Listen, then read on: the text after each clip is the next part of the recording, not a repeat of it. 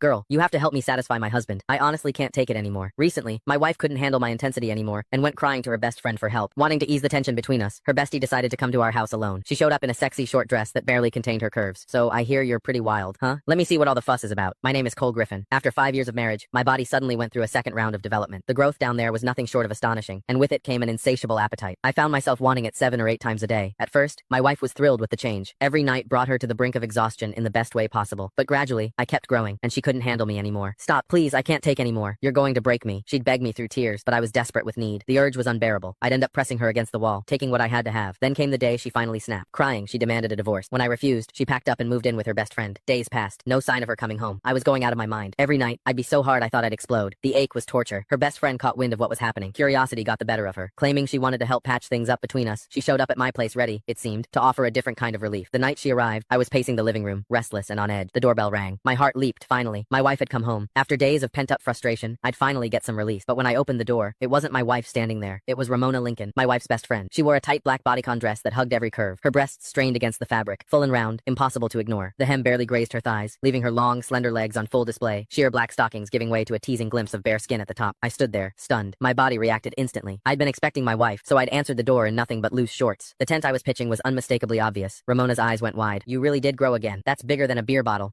Truth was, Ramona was a woman with unmet needs herself. She was beautiful. Anyone could see that. But she'd married a rich old man. According to my wife, he'd burned through his prime too hard and too fast. Now his body had given out, and he couldn't satisfy her at all. These days, she apparently spent good money on male escorts to fill the void. I motioned her inside. She settled onto the couch, crossing her legs slowly, showing off those red-bottom heels, making damn sure I noticed. So what brings you here, Ramona? I asked, grabbing a glass of water and handing it to her. Where's Rachel? She took a sip, then fixed me with a look. You're the reason. You're like a bull on steroids. Rachel's too scared to come home. I'm here to talk some sense into you. You can't keep going at her like that. She's delicate, for God's sake. No woman could handle a brute like you going full force. As she spoke, her chest rose and fell with each word. Those two magnificent breasts moved hypnotically beneath the thin fabric bigger than my wife's, fuller, and I couldn't tear my eyes away. My pulse hammered in my ears. God, I wanted to touch them. I sighed, settling into the chair across from her. It's not that I'm trying to be rough. It's this second development I can't control it. The urge hits me like a freight train. If I don't, at least once a day, the ache is unbearable. Ramona's eyes sparkled with curiosity.